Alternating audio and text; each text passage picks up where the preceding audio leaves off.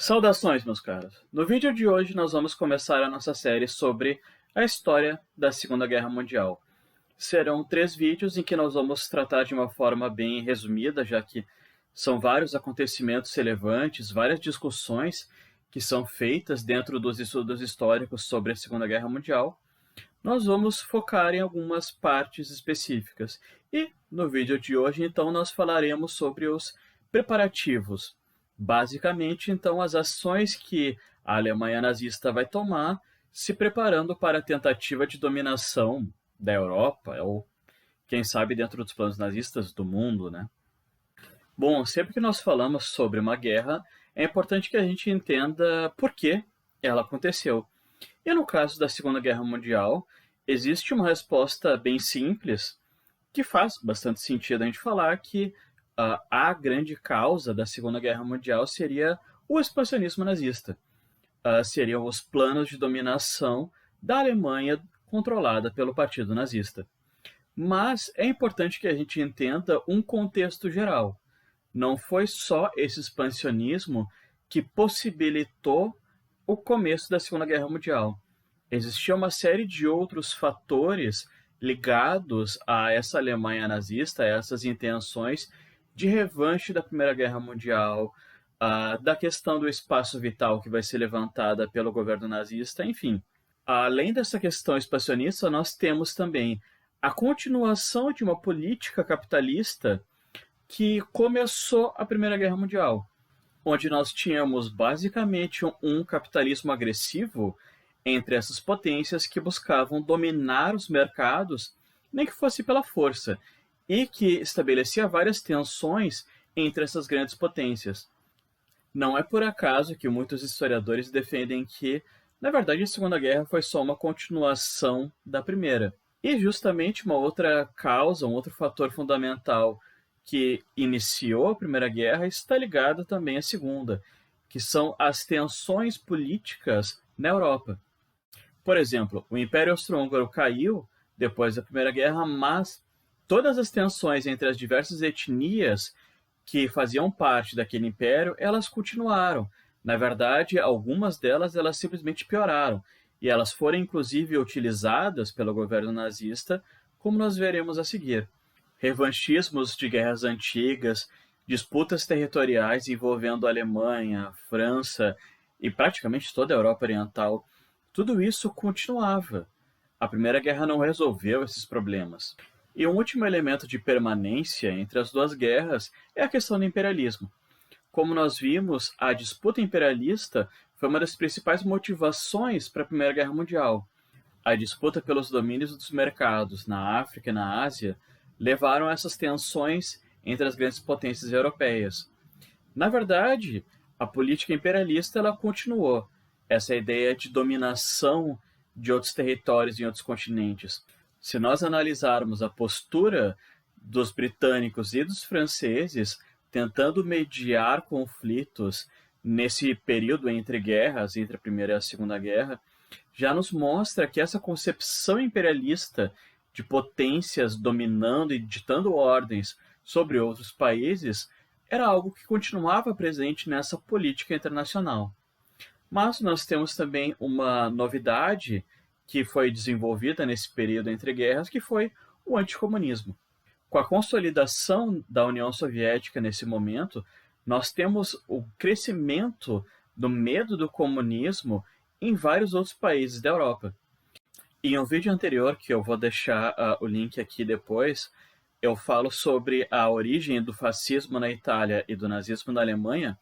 Nós podemos perceber que o anticomunismo fazia parte de toda a base da estrutura política dessas duas ideologias. Mas, na França, na Inglaterra e em vários outros países na Europa, e mesmo nos Estados Unidos, o anticomunismo se tornou uma pauta fundamental dentro desses governos. Então nós teremos claramente uma postura de receio da Europa em lidar com o governo nazista, que estava se expandindo militarmente, justamente porque nós sabemos que esses governos europeus esperavam que a Alemanha nazista se direcionasse para a União Soviética. Então, o anticomunismo explica toda essa passividade em relação ao crescimento do nazismo que acabou levando à Segunda Guerra Mundial. Quando nós estudamos esse contexto pré-Segunda Guerra Mundial, é justamente essa passividade das potências europeias diante do nazismo algo que mais chama a atenção dos estudantes quando eu estou explicando esse conteúdo. Por quê?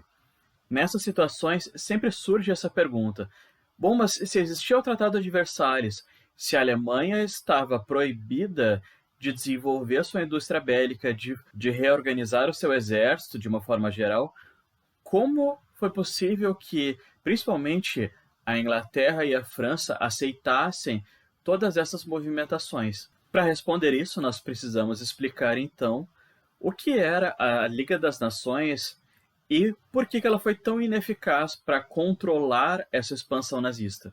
Em 1919, com a consolidação do Tratado de Versalhes, foi criado então esse órgão internacional, a Liga das Nações. Mais ou menos uma ideia de uma ONU que nós temos hoje. Um órgão internacional que tinha como objetivo arbitrar, tentar mediar possíveis disputas internacionais, conflitos entre países, etc. Em resumo, tentar evitar que uma nova guerra mundial acontecesse. Nesse sentido, essa Liga das Nações deveria contar com a participação, ou pelo menos com a legitimidade, com o apoio de todas as grandes potências mundiais, para assim conseguir cumprir esse papel então de árbitro. Mas não foi o que aconteceu. Duas grandes potências mundiais não estavam presentes. Estados Unidos se negou a participar da Liga das Nações, tendo como principal motivo o desacordo em relação ao Tratado de Versalhes. Alguns políticos norte-americanos achavam que seria um erro colocar todo o peso, toda a culpa da Primeira Guerra Mundial nos alemães. Além disso, a União Soviética também não foi convidada a participar, porque, enfim, a grande liderança, a grande potência comunista do mundo que estava começando a se consolidar naquele contexto, obviamente não foi convidada em momento algum. A própria Alemanha só participa posteriormente dessa Liga das Nações, o que demonstra a fragilidade desse órgão, porque as grandes potências militares que estavam presentes ali, que poderiam fazer pressões diplomáticas, lidar com essas mediações, eram basicamente a França e o Reino Unido. Então, o que vai acontecer quando os nazistas começarem a se expandir dentro da Europa, quando eles começarem a reivindicar a sua ideia de expansão territorial, como nós veremos a seguir? Basicamente, o que acontece nessa charge aqui, publicada no Jornal Brasileiro em 1938, para vocês terem noção do quanto essa impotência da Liga das Nações estava bem clara para o mundo. Hitler estava aqui assediando a Tchecoslováquia e a Hungria, como nós veremos a seguir, e a Liga das Nações ela simplesmente fecha os olhos, ela finge que aquilo não está acontecendo. Ela prefere ceder às reivindicações nazistas para evitar um conflito. Então nós temos duas grandes causas para pensar nessa postura. Primeiro, a ideia de evitar um conflito direto contra a Alemanha, numa ideia de realmente pacificação, de moderação, mas nós temos também a velha questão do anticomunismo. Então esperava-se que, se Hitler fizesse um movimento militar de uma escala maior, não seria em direção à Europa Ocidental, mas seria em direção à União Soviética. Então, dentro dessas previsões, dentro de toda essa instabilidade colocada pelos nazistas, na verdade o que acontece é que a Liga das Nações, sendo basicamente França e Reino Unido, eles pagaram para ver.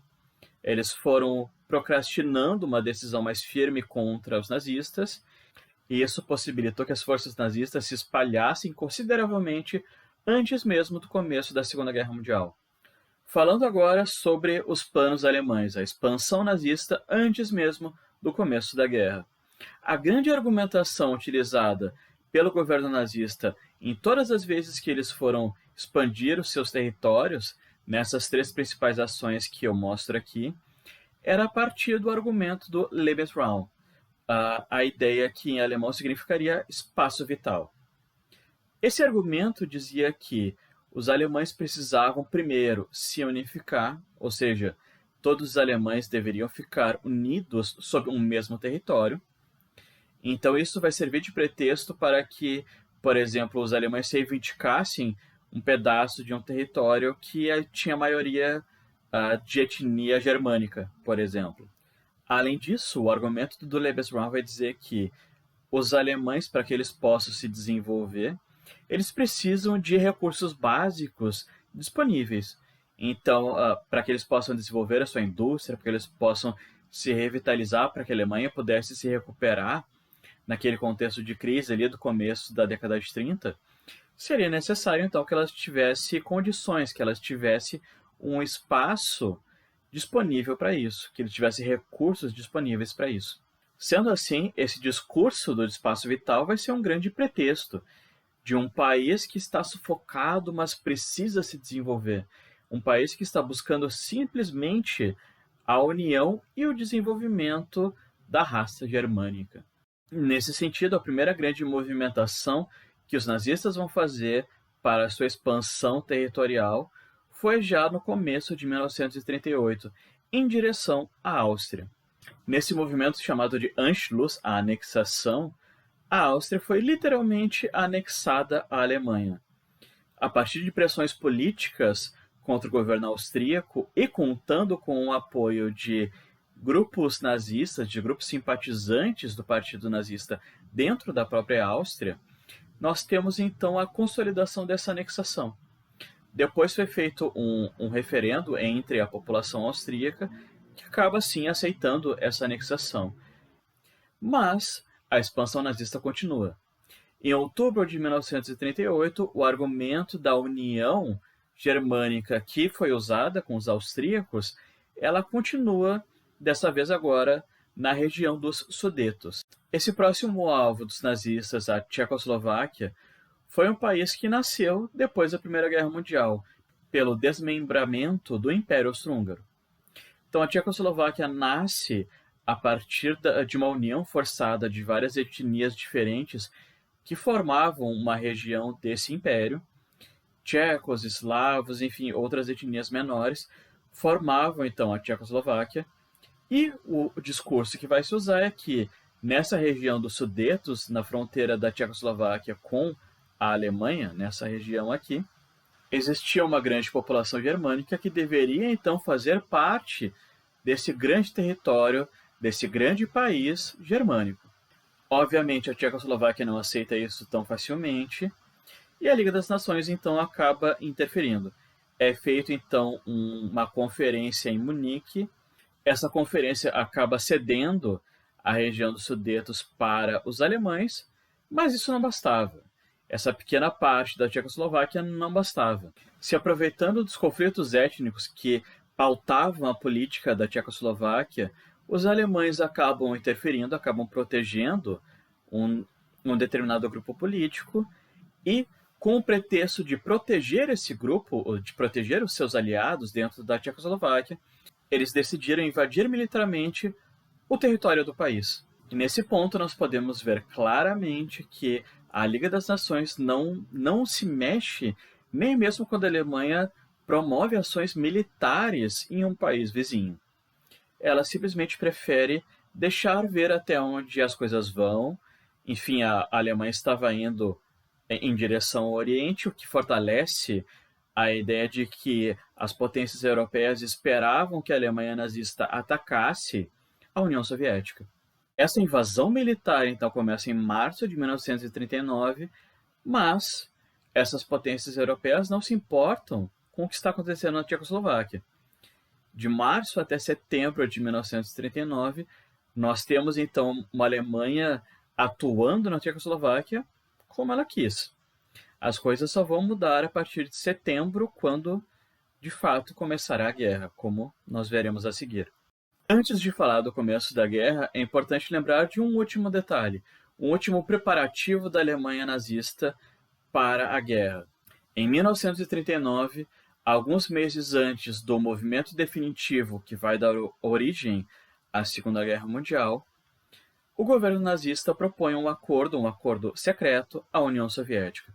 um acordo de não agressão, em que um país, então, garantiria que não iria atacar o outro no caso de mobilizações militares dentro do continente europeu, mas não só isso. Uma outra parte desse acordo, que, mais uma vez, era secreto em relação aos outros países, geralmente acordos internacionais eram divulgados para deixar claro para a diplomacia dos outros países, enfim. Isso não aconteceu, porque, principalmente, além desse pacto de não agressão, que pode parecer tranquilo dentro de um cenário internacional, esse acordo também definiu a divisão do território polonês. Dentro dos termos desse acordo, nós temos basicamente a Alemanha e a União Soviética definindo as suas áreas de influência dentro do leste europeu, definindo áreas de interesses dentro do continente europeu. E, principalmente, tendo nesse cenário de divisão, então, de consolidação desse acordo de interesses mútuos, o território polonês. Nesse sentido, é importante destacar que esse acordo se deu a partir de uma ligação de interesses momentâneos. Tanto os nazistas quanto os soviéticos sabiam que esse acordo não duraria para sempre. Eles sabiam que um era um inimigo político do outro, que os dois tinham interesses naquela região. O que os nazistas queriam era, na verdade, um tempo para poder consolidar o seu poder dentro de algumas bases da Europa Oriental, e os soviéticos queriam a mesma coisa, poder se organizar. Eles sabiam que os nazistas acabariam sendo adversários em algum momento deles, mas, como as outras potências europeias já demonstraram em outros momentos ao longo da década de 20 que eles estavam dispostos a interferir dentro dos planos soviéticos, Stalin acaba aceitando esse acordo também. Era algo, então, que atendia aos interesses dos dois países, se preparando para um evidente conflito internacional. Por fim, em 1939, nós temos o momento definitivo. A Alemanha, então, ela já tinha uma série de discursos de reivindicação diante do território polonês. Os alemães perderam um território importante no final da Primeira Guerra Mundial, que foi transferido para a Polônia, e o governo nazista, dentro do argumento do espaço vital, reivindicava aquele espaço de volta que seria de base étnica germânica. Com todos esses discursos, o governo polonês já tinha negociado uma defesa com ingleses e franceses. No caso, então, de uma invasão alemã, esse seria o ponto definitivo para a interferência dessas duas potências contra os nazistas. Nesse ponto definitivo, em setembro de 1939, os alemães criam um pretexto que os poloneses teriam invadido uma rádio alemã ali próxima à fronteira. Isso teria servido, então, como argumento para uma invasão militar ao território polonês. E essa invasão à Polônia se dá a partir dos termos da Blitzkrieg, ou seja, o ataque relâmpago. A Alemanha vai invadir com força máxima, tropas constantes, blindados avançando, bombardeios em várias cidades estratégicas polonesas. Além disso, as forças polonesas não estavam preparadas. Só apenas um terço do contingente militar da Polônia estava mobilizado naquele momento.